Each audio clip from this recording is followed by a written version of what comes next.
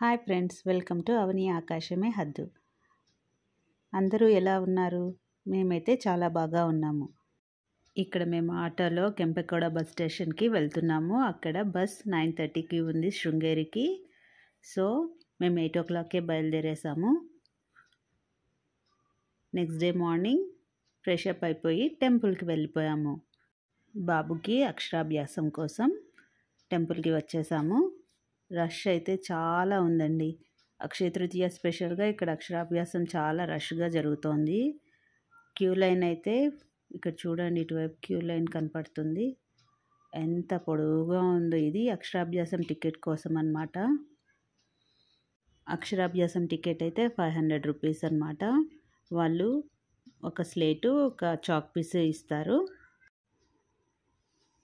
అక్కడ పూజారేమో ఒక పళ్ళెంలో బియ్యం వేసి ఒక పసుపు కొమ్మ ఇస్తారనమాట. దాంతో మనం రాపియాలి, పిల్లలకి అక్షరాభ్యాసం చేపియాలి. చూడండి, ఇది పెద్ద రూమ్ అనమాట. ఇక్కడ అందరు పేరెంట్స్ వాళ్ళ పిల్లల్ని పట్టుకొని కూర్చొని ఉన్నారు. ఇది 3rd బ్యాచ్ అనమాట. ఆల్రెడీ 2 బ్యాచెస్ అక్షరాభ్యాసం జరిగిపోయాయి. ఎంత రష్గా ఉందో చూడండి. ఇక్కడ పైన గురువుల ఫొటోస్ అంతా ఉన్నాయి. శారదాంబ ఫోటో. బయట చూడండి ఎంతమంది వెయిట్ చేస్తున్నారో నెక్స్ట్ బ్యాచ్ కోసం. ఇక్కడైతే మా వారు మా బాబుతో రాపిస్తున్నారు. శ్రీ గణేశాయ నమః అని చెప్పేసి. మా వాడేమో అందరినీ గమనిస్తూ ఉన్నాడు అక్కడ. ఇది మెయిన్ టెంపుల్. ఇక్కడ శారదాంబ ఉంటుందన్నమాట. ఇక్కడ ఇంకా మేము అన్ని మిగతా టెంపుల్స్ అన్నిటినీ విజిట్ చేసేసుకొని బయటికి వచ్చేసాము. ఇక్కడ అన్నప్రసాదం కూడా జరుగుతుంది. 12:30కి స్టార్ట్ అవుతుంది ఆఫ్టర్నూను. ఎండలు అయితే చాలా ఎక్కువగా ఉన్నాయి.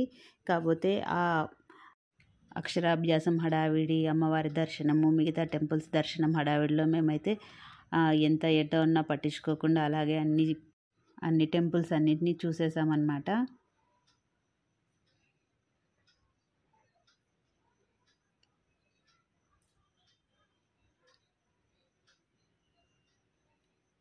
ఇదంతా ఒక వ్యూ అండి, టెంపుల్ అంతా.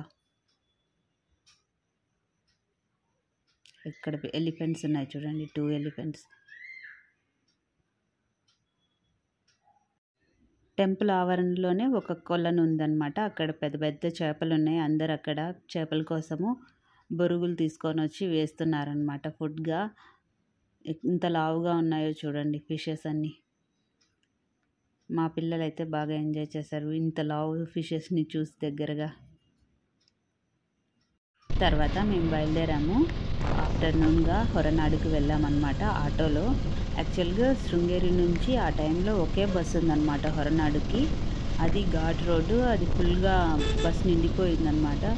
మరి మనం నిలబడి అంత ప్రయాణం ఎలా చేస్తామని మేమైతే ఆటోలో వెళ్ళిపోయాము. యాక్చువల్గా శృంగేరిలో చాలా ఎండగా ఉంది కదా. ఈ శృంగేరి టు హొరనాడు ఎంత బాగుందంటే వెదర్ చాలా బాగుంది. చాలా బాగా ఎంజాయ్ చేసామన్నమాట. చల్లగా చూడండి, మీరు కూడా ఎంత బాగా ఉందో ఈ పాత్ అంతా. మీరు కూడా ఈ వీడియోని చూసి బాగా ఎంజాయ్ చేయండి. ఎవరైనా శృంగేరి వెళ్తే తప్పకుండా హొరనాడు వెళ్ళడానికి ట్రై చేయండి.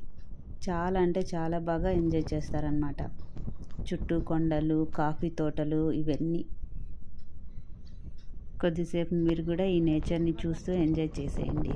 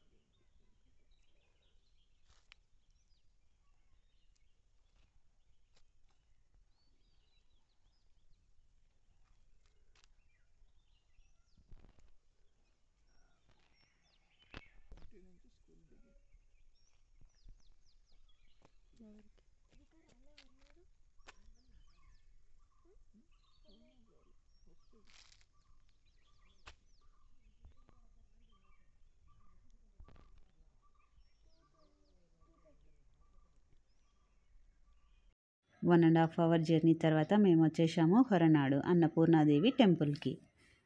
టెంపుల్ చుట్టుపక్కల కూడా వెదర్ చాలా అంటే చాలా బాగుంది. కొండల మధ్యలో అమ్మవారు దర్శనం కూడా చాలా బాగా జరిగింది మాకు.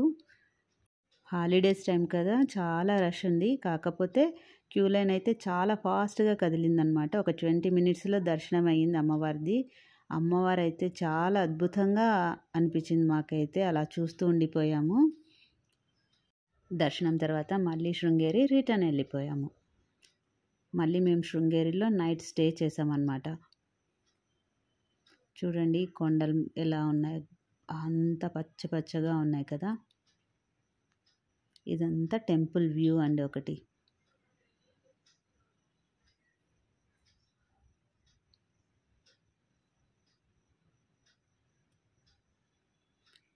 ఇక next night view Sringeri temple.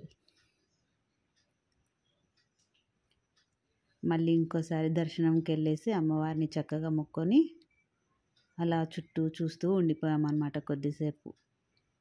ఇక్కడేమో నైట్ ఆదిశంకరాచార్యుల విశ్వ విగ్రహం ఊరేగింపు జరుగుతూ ఉండింది. దానికోసం 2 గుర్రాలను కూడా తీసుకొచ్చారు చూడండి.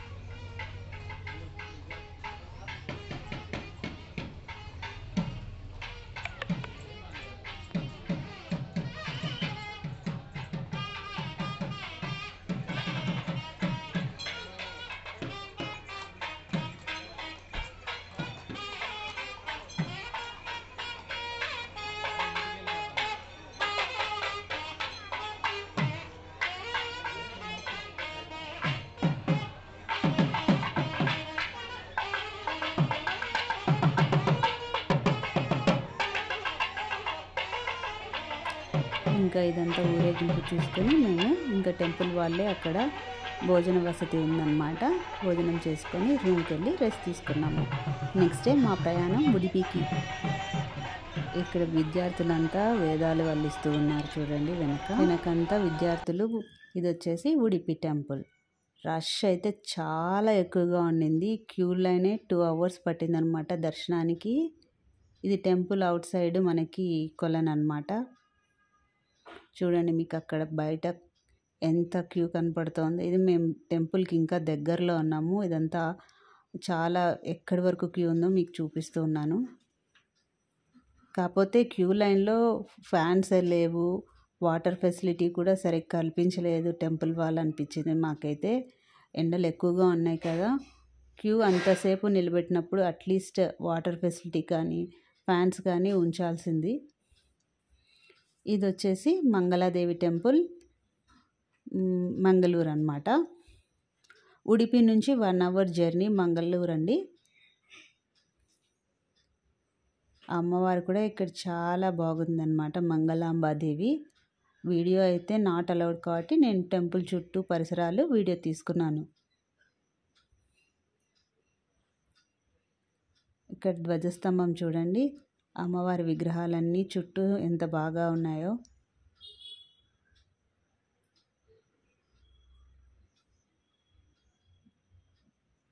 చుట్టూ అమ్మవారి విగ్రహాలు చిన్న చిన్నగా భలే బాగున్నాయన్నమాట.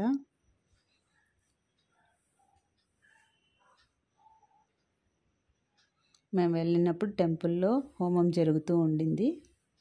ఇక్కడ దర్శనం అయిపోయిన తర్వాత మంగళూరులోనే కాద్రి టెంపుల్ అని ఉందన్నమాట. ఇక్కడ శివుడు ఉంటాడు. ఇది కూడా చాలా బాగుంది, పెద్ద టెంపుల్ అండి.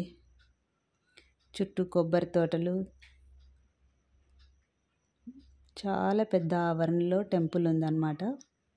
ఇది గణేష టెంపుల్ ఇటువైపు, ఈ మిడిల్లో శివుని ఉంటాడనమాట. ఇలా స్టెప్స్ ఎక్కి పైకి వెళ్తే అక్కడ ఆంజనేయ స్వామి టెంపుల్ ఉంది. ఇన్ని స్టెప్స్ ఎక్కాలి పైకి. ఇక్కడ పెద్ద ఆంజనేయ స్వామి విగ్రహం ఉందన్నమాట. సైడ్కు టెంపుల్ ఉంది. ఇది ఆంజనేయ స్వామి టెంపుల్ అన్నమాట. కొన్ని స్టెప్స్ దిగి కిందికి వెళ్తే సైడ్కేమో కొలనులు ఉన్నాయి, చిన్న చిన్న కొలనులు. అక్కడ అందరు స్నానాలు, కాళ్ళు కడుక్కోవడం అలాంటివి చేస్తున్నారు. ఇదంతా మీకు ఒక వ్యూ అన్నమాట, కాద్రి టెంపుల్. ఎవరైనా ఉడిపి వెళ్ళినప్పుడు 1 అవర్ జర్నీ అండి మంగళూరు. తప్పకుండా మంగళాదేవి టెంపుల్, కాద్రి టెంపుల్ అని విజిట్ చేయండి. మీకు ఈ వీడియో నచ్చినట్లయితే ఛానల్ని తప్పకుండా సబ్స్క్రైబ్ చేసుకోండి. Thank you.